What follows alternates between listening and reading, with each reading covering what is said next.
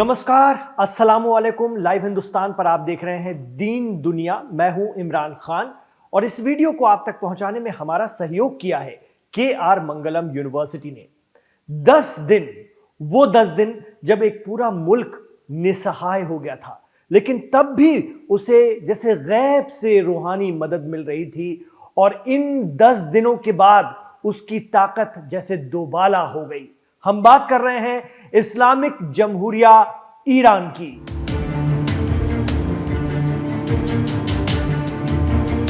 अट्ठाईस फरवरी 2026 जब चलती बातचीत के बीच धोखे से इस्राइल और अमेरिका ने मिलकर ईरान के supreme leader ayatollah Ali Khamenei के घर पर बम गिराया, वो अपनी नन्ही सी पोती और घर के और मेंबर्स के साथ शहीद कर दिए गए।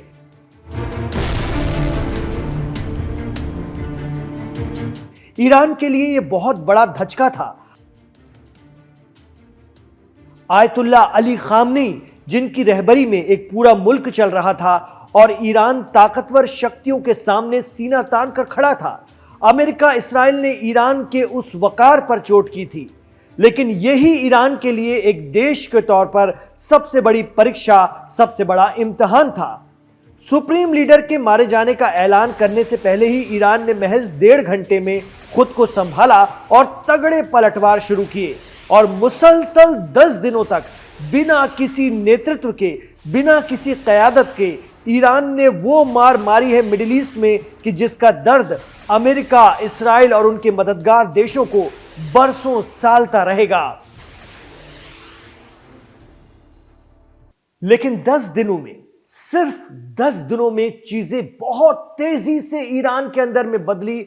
ईरान कैसे संभला और क्यों संभला, उसे भी सुनिए।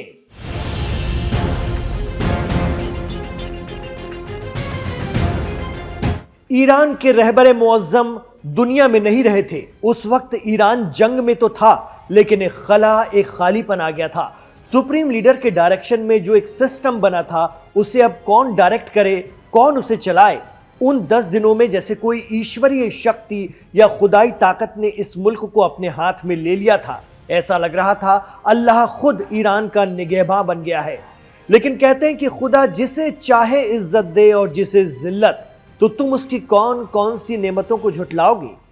कहां अमेरिका और इस्राइल ईरान में इस्लामिक रेवोल्यूशन का तख्ता पलटने का ख्वाब देख रहे थे और ऐसे बड़े बड़े हथियार चला रहे थे कि खित्ते के छोटे मोटे मुल्क तो हाथ खड़े कर दें।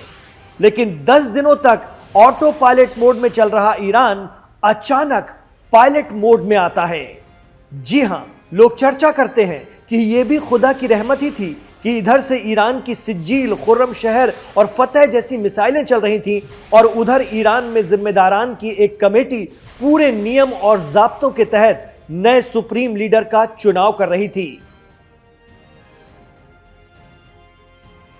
लेकिन जैसे ही इस कमेटी ने अपने नए सुप्रीम लीडर के तौर पर आयतुल्ला मुज्तबा खामनेई के नाम का ऐलान किया, पूरे ईरान में जैसे एक वलवला था। अवाम और फौज जो कि लड़ रही थी, उसे लगा हम जंग जीत गए हैं।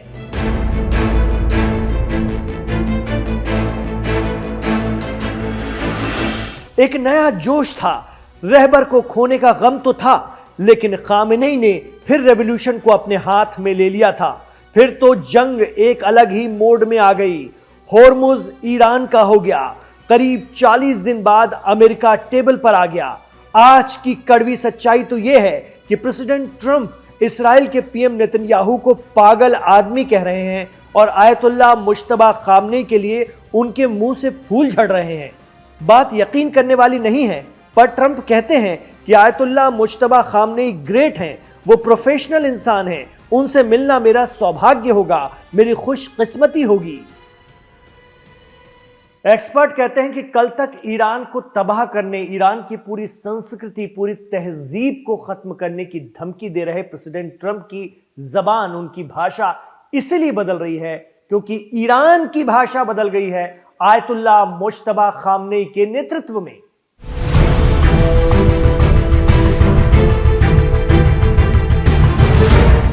और ईरान की इस भाषा के बदलने की वजह है ईरान के नए सुप्रीम लीडर, और इस बदलाव का केंद्र हैं आयतुल्ला मुज्तबा खामनेई। ईरान के मुताबिक 28 फरवरी को हुए हमले में supreme leader ayatollah Ali Khamenei की शहादत के दौरान ही उनके बेटे मुश्तबा खामनेई बुरी तरह से जख्मी हुए थे।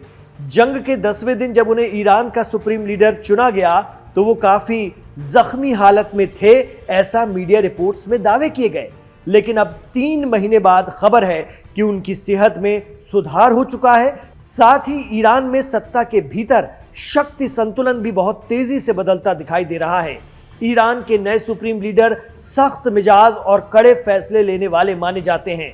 जब तक उनके पिता जिंदा थे वो सियासत में नहीं थे, लेकिन कहा जाता है कि IRGC यानी पासदाराने इस्लाम पर आयतुल्ला मुश्तबा खामनेई की मजबूत पकड़ रही है और ईरान में पासदाराने इस्लाम और बसीजी सिर्फ और सिर्फ सुप्रीम लीडर की सुनते हैं।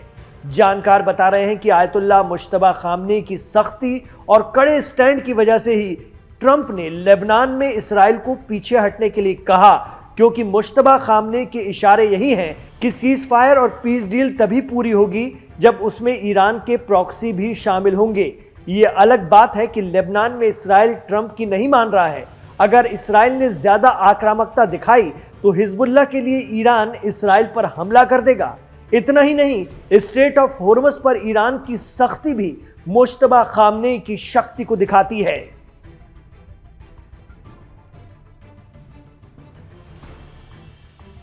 आज हालात तो ये हैं कि अमेरिका स्ट्रेट ऑफ होर्मुज यानी आबनाए होर्मुज को खुलवाने के लिए सारे जतन करके देख चुका है, लेकिन उसे हासिल हुआ 0। अब एक खास रणनीति के तहत ईरान होर्मुज से टोल टैक्स की जगह सर्विस फीस लेने का प्लान लाया है, जिसमें होर्मुज में दुनिया भर के जहाजों को दी जाने वाली सुरक्षा और सहूलत के बदले ईरान फीस लेगा। आयतुल्ला मुश्तबा खामनेई के दूरगामी फैसलों की झलक इसमें भी मिल रही है कि उन्होंने अपने इस प्लान में ओमान को भी पार्टनर बनाया है। तेहरान के सत्ता के गलियारों में ये धारणा, ये सोच मजबूत हो रही है कि आयतुल्ला मुश्तबा अली खामनेई किसी भी समझौते को लेकर ज्यादा सख्त फैसले ले रहे हैं। यही वजह है कि ट्रंप प्रशासन के बार बार किए जा रहे संभावित डील के दावे अब तक असफल या विफल साबित हो रहे हैं। ईरान के नए supreme leader Mushtaba Ali Khamenei का मानना है कि अमेरिका के साथ किसी भी समझौते को दबाव की राजनीति के बजाय शक्ति संतुलन के आधार पर देखा जाना चाहिए। यानी जो भी तय होगा बराबरी पर तय होगा। बड़ी ताकत के आगे छोटी ताकत को झुकाने के दिन गए।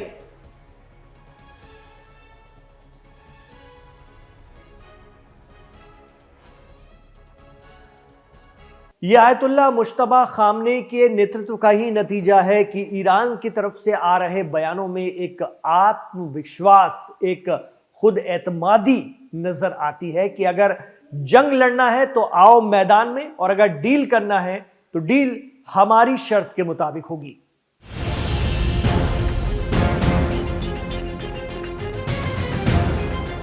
Middle east expert Zaigham Murtaza कहते हैं कि आयतुल्ला मुश्तबा खामनेई की क़यादत की सबसे बड़ी कामयाबी तो यही है कि ईरान अपनी शर्तों पर अटल है।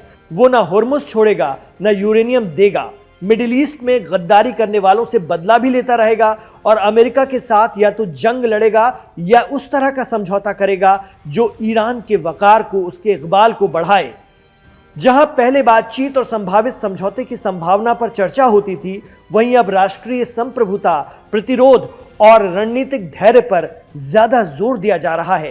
तो आज भी ईरान किसी चिड़िया की भांति ताकतवर बाज पर झपटने के लिए तैयार है। जैसे अपने बच्चों को नुकसान पहुंचाने वाले बाज से चिड़िया अकेले भिड़ जाती है, उससे मौत का डर निकल चुका होता है। ईरान की आवाम आज भी जोश से लबरेज है और इस बार जोश के साथ साथ 40 दिनों की जंग में मिला कॉन्फिडेंस या आत्मविश्वास भी साथ है।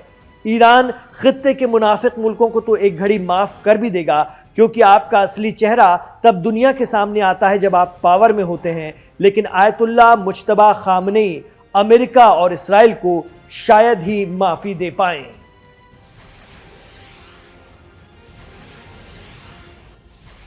तो प्रेसिडेंट ट्रंप के खुद के बयान हैं, उनके बयान इंटरनेट पर मौजूद हैं, आप भी देख सकते हैं, जिसमें वो कह रहे हैं कि आयतुल्ला मुश्तबा खामनेई एक प्रोफेशनल इंसान है और मेरा सौभाग्य होगा कि मैं उनसे मिलूं, मतलब मैं उनसे मिलना चाहता हूं। ये वही प्रेसिडेंट ट्रंप हैं जो 3 महीने पहले तक बड़ी बड़ी धमकियां दे रहे थे, फिर 2 महीने पहले तक भी धमकी दे रहे थे और अभी हाल ही में 1 महीने पहले तक भी इस तरह की धमकी दे रहे थे। तो चीजें बदल रही हैं। हालांकि ईरान प्रेसिडेंट ट्रंप और अमेरिका पर सीधा यकीन नहीं करता है और यही वजह है कि आयतुल्लाह मुज्तबा खामनेई जो ईरान के नए सुप्रीम लीडर हैं, उनकी रणनीति यहां पर दिखती है, जिसके चलते ईरान किसी भी सूरत में जज्बात में नहीं आ रहा है।